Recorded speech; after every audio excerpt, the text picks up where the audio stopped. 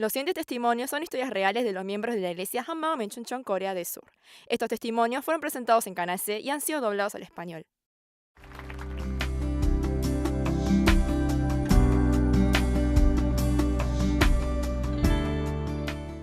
Hola, soy Una Chong de la iglesia Hammam en Chuncheon. Trabajando como enfermera en la unidad de terapia intensiva del hospital universitario, siempre me cuestioné sobre la vida y la muerte. Deseo compartirle mi testimonio de cómo me he convertido en una misionera luego de encontrarme con Jesús, quien venció la muerte y ha resucitado. Desde pequeña comencé a ir a la iglesia con mi madre. Fui a toda clase de cultos de avivamiento y allí recibí muchas oraciones de imposición de manos y el don de lenguas. Al servir regularmente en la iglesia, esto se convirtió en una parte de mi vida. En ese momento había un montón de eventos en la iglesia. Siempre fui activa en los clubes cristianos y eso me hizo estar siempre ocupada con actividades de la iglesia durante los fines de semana. Sin embargo, solo estaba llena de actividades. Mi vida no tenía relación alguna con la fe. Cuando estaba en la secundaria, en vez de estudiar, siempre estaba ocupada saliendo con mis amigas y poco a poco dejé de asistir a la iglesia. En una ocasión fui a dormir a la casa de una amiga. Como no era buena expresando mis sentimientos, pensé que si me embriagaba, podría contar todo libremente. Por eso, ese día compramos muchas bebidas alcohólicas y bebimos de todo. A pesar de que bebí mucho, no llegué a embriagarme. Estaba un poco mareada, pero estaba muy consciente. Parece que no me embriago fácilmente. En mi último año de la secundaria, estando cerca de los exámenes finales, me pasé bebiendo con mis amigas durante muchos días. Esas amigas eran amigas de la iglesia. De ese modo, pasé mi adolescencia sin tener ninguna conexión con la fe. Luego, por sugerencia de mi hermano mayor, me postulé a una universidad de Chuncheon a la carrera de enfermería. Al mudarme a la ciudad de Chuncheon, comencé a congregarme junto a mi hermano a la iglesia Hammaum.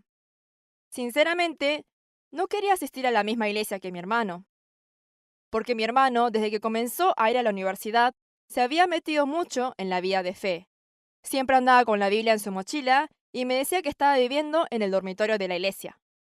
Pero yo no quería esforzarme tanto como él. Por eso, me negué a ir a la iglesia con mi hermano y a vivir en la residencia de la iglesia. Traté de convencer a mi hermano de ir a vivir sola, pero sucedió algo inesperado. Cuando estaba en la secundaria, mis notas eran muy bajas porque me la pasaba saliendo con mis amigas. Por ese motivo, durante 4 años no fui aceptada en la Universidad de Chuncheon, por eso apliqué para un instituto de enfermería. Mi profesora me había dicho que desaprobaría el examen de ingreso, por lo que me dijo que me inscribiera en un instituto cercano de la zona. Mis amigas y yo siempre dijimos que ese instituto era pésimo, y mi profesora me estaba diciendo que vaya ahí. Realmente me sentí muy mal, y con decisión me anoté en la universidad que estaba en Chuncheon.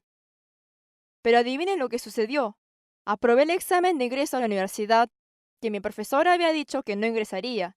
Es más, ingresé con la mejor nota. Ese día mi papá tomó el artículo del periódico que hablaba sobre mis resultados y lo guardó en el álbum de fotos y toda mi familia estuvo de fiesta. Pero al recibir el llamado de que había aprobado, me desmayé.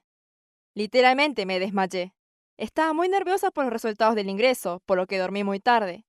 Cuando desperté por el llamado telefónico, constaté y me desmayé. Al despertarme, luego de un momento, lo primero que mi madre me dijo fue: vas a entrar en la residencia de la iglesia. Como no tenía otra opción, terminé instalándome en la residencia.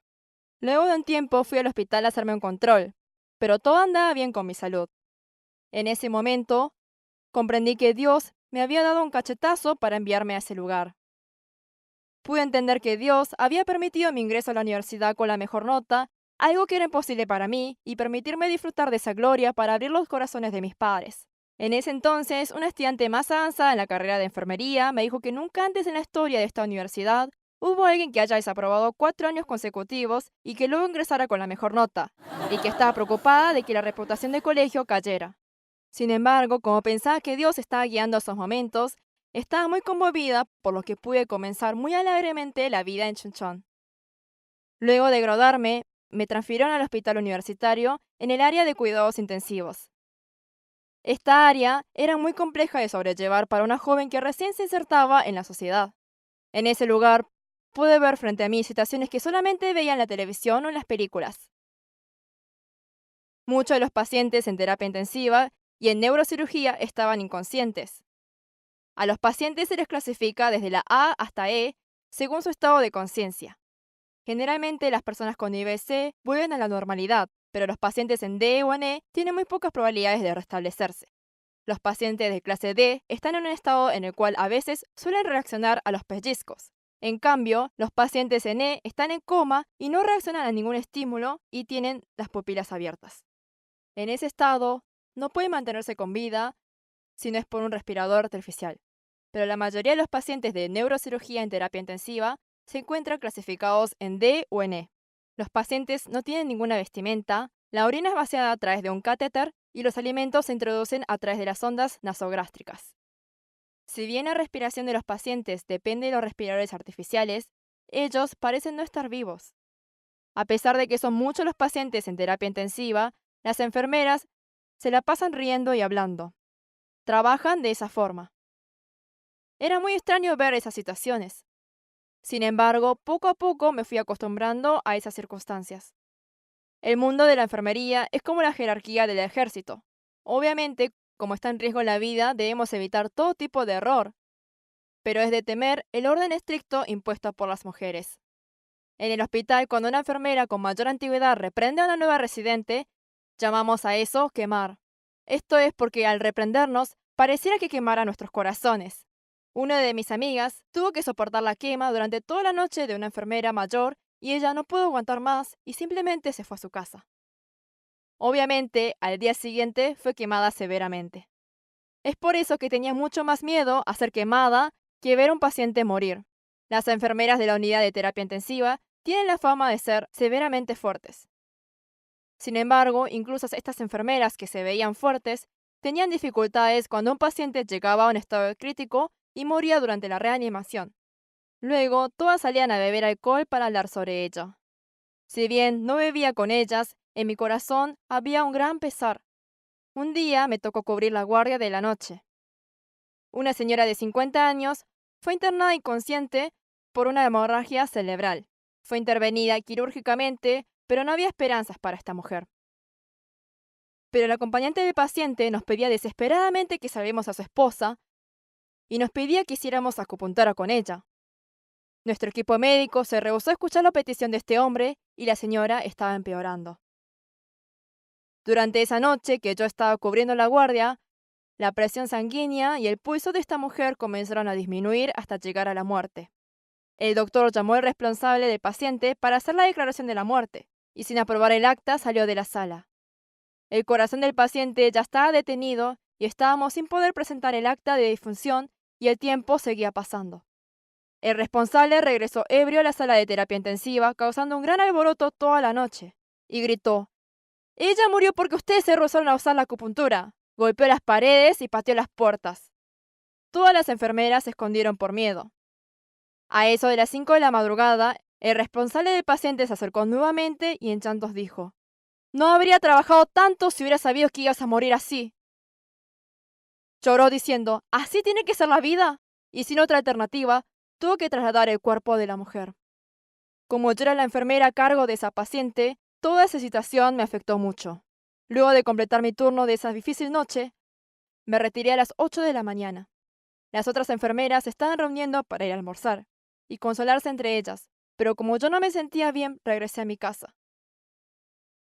Todavía recuerdo con nitidez ese momento. Ese día llovía ligeramente y los llantos del hombre se habían inscrutado en mi corazón. En verdad no sabía qué hacer. ¿Realmente esto es vida? No había trabajado tanto si hubiera sabido que ibas a morir así. No paraba de resonar en mis oídos la voz de ese hombre de 50 años. ¿Es así la vida? Pensaba que todo era en vano. Comencé a entender por qué la gente inteligente decidía morir a temprana edad. Todas las personas mueren. Entonces el cielo y el infierno, Dios, Jesús. Si todas estas cosas no eran ciertas, llegaba a la conclusión de que nuestras vidas realmente no tendrían sentido alguno. A pesar de que nací cristiana, nunca tuve la seguridad de que estas cosas fueran ciertas. En Juan capítulo 3, Jesús dijo que aquellos que vuelven a nacer son los que ven el reino de Dios. Y para ser sincera, no estaba pudiendo ver el cielo. Para mí, este problema era un asunto sin resolver. Era como que entendía, pero a la vez no. Realmente era muy difícil. Creo que a partir de los 20 me la pasé pensando, cuestionándome y preguntándome sobre la vida de fe. Me estaba agotando de tener esa incertidumbre, y solo sentía que la vida no tenía sentido alguno y que no tenía de qué alegrarme o entristecerme del día al día. Mientras pasaba por esa situación, hubo otro suceso que no puedo olvidarme de la sala de terapia intensiva. En general, los hospitales no tienen la facultad de trasladar los cuerpos de los pacientes fallecidos sin la autorización del acompañante. Ese día, otro paciente había fallecido y frente a la repentina muerte de los familiares no querían firmar el acta de defunción, por lo que no tuvimos otra opción que dejar el cuerpo en una sala de aislamiento. Recuerdo que era verano y tuvimos que dejar el cuerpo a temperatura ambiente. Luego de 3 días finalmente trasladaron el cuerpo. El cuerpo estaba en descomposición y se desprendían gusanos. El olor del cadáver cubrió toda la sala de aislamiento y el pasillo al trasladar el cuerpo. Esa fue la primera vez que olí el olor de un cadáver en putrefacción. Me faltan palabras para expresar el disgusto que pasé. Luego de ese incidente, un día mientras oraba en el culto de madrugada, Dios me preguntó: la resurrección. ¿Qué significado tiene la resurrección para ti? ¿Te es suficiente con esto? Repentinamente me acordé del cadáver que estuvo varado 3 días, del olor y de los gusanos que salían del cuerpo. Y al recordar esto, me puse a pensar en la resurrección de Jesús y me di cuenta que la resurrección es algo imposible de acontecer, porque la resurrección implica que un muerto vuelve a vivir. Había escuchado tantas veces sobre la resurrección en mi vida cristiana que le había perdido el sentido al significado de esta palabra. Era imposible que un muerto pueda regresar a la vida. Es normal que después de 3 días un cadáver se descomponga, se desmorone y salgan gusanos. Pero Jesús resucitó el tercer día de haber muerto.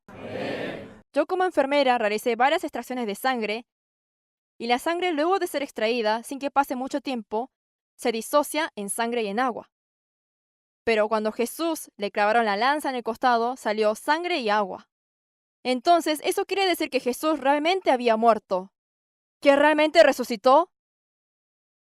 La resurrección de Jesús fue una señal imposible de imaginar para nosotros. Realmente la resurrección es algo imposible de acontecer. Y recién ahí pude comprender que la resurrección era un acontecimiento único, inigualable a otro en el mundo. Que Jesús haya resucitado es algo que no puede suceder, pero al pensar en el significado del mismo, yo estaba saturada en mi cabeza. Realmente Dios existe. Él es mi Señor. Realmente existe el cielo y el infierno. Toda la Biblia es cierta. Todo lo que Jesús había dicho es cierto. Me rendí inmediatamente. Dios está vivo y nos ha dado una clara evidencia de que Él es nuestro dueño. Pero yo siempre he sido dueña de mi vida al negar al Señor y viví cometiendo el peor y vil pecado de este mundo. Me arrepentí de este pecado delante del Señor y lo acepté como el verdadero dueño de mi vida. Amén. Al recibir a Jesús como el dueño de mi vida, yo que vivía sin esperanzas en este mundo, Dios derramó en mí la gran esperanza de su reino. Aquel reino que nunca pude ver, poco a poco comenzaba a verlo y tenía la esperanza de vivir en el cielo. Además, como el cielo y el infierno existen realmente, surgió en mi corazón el deseo de proclamar este evangelio. Luego de conocer este evangelio, de lo que más me he arrepentido ha sido el no poder haber compartido este evangelio a todos aquellos pacientes que murieron en la sala de terapia intensiva. Si hubiese conocido con precisión a Jesús resucitado, hubiese podido compartir este evangelio con esos pacientes. Y de seguro ellos hoy estarían en el paraíso. Tuve este lamento en mi corazón. Sin embargo, pude comprender que desde la perspectiva de Dios, no son solo los pacientes en terapia intensiva quienes están muriendo, sino que todas las personas de este mundo están esperando la muerte en la oscuridad. Además, pude entender que como enfermera, no solo debo cuidar a los pacientes en terapia intensiva, sino que también ahora tengo la misión de salvar las almas de todas las personas. Yo pensaba que la misión solo recaía en las grandes personas como Pablo. Sin embargo, al encontrarme con Jesús, me he convertido en misionera. Al igual que Jesús le dijo a Pedro, Él me ha dicho: si me amas, apacienta mis ovejas.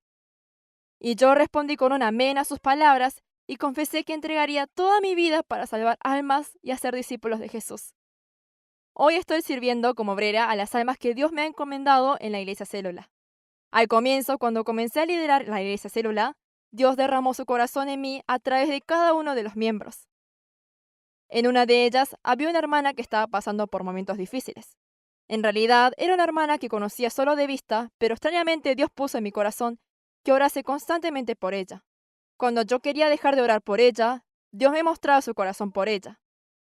Por ese motivo, muchas veces fui a buscarla a su casa cuando ella estaba mal y no respondía a mis llamadas. Yo solo anhelaba y agradecía que ella estuviese bien, sin tener ningún problema y que pudiera asistir bien a la iglesia. Y es así que ya vamos 3 años juntas y ahora agradezco en gran manera que ella esté creciendo en fe junto a la comunidad. Además, siempre y cuando podemos, salimos a evangelizar junto a la Iglesia Célula. Un día, el clima estaba espléndido y el cielo estaba tan azul que se veía hermoso. Aquel día de otoño que Dios había creado, estuve muy conmovida por la oportunidad de proclamar este evangelio de la resurrección a muchas personas. Por eso, tomé una fotografía de la hermosa naturaleza y dejé un escrito en mi página web. Gracias por este hermoso día de otoño, con un cielo totalmente despejado y por este lindo camino por el que podemos evangelizar. Pero a raíz de esta imagen y el escrito que subí en las redes sociales, una amiga con la que había trabajado en la sala de terapia intensiva se contactó conmigo luego de mucho tiempo. Ella me dijo: puedo sentir la alegría de tu vida celestial, envío tu corazón lleno de paz y realmente no sé para qué estoy viviendo. Luego me encontré con esta amiga y le compartí el evangelio. Al trabajar como enfermera en la sala de terapia intensiva, pude ver muchos pacientes morir y siempre tuve la incertidumbre sobre la vida y la muerte. Todas las personas mueren, pero no hay nadie que pueda volver a la vida. Pero Jesús venció la muerte y resucitó. Al encontrarme con Jesús, quien resucitó, mi oscura vida, sin sentido alguno, fue iluminada. Amén. Y ahora no soy una enfermera que cuida la salud física de los pacientes, sino que realmente me alegra y agradezco poder ser también una enfermera que proclama la resurrección para la salvación de las almas. De ahora en más, viviré llevando a cabo la misión que Jesús resucitado me ha encomendado. Muchas gracias.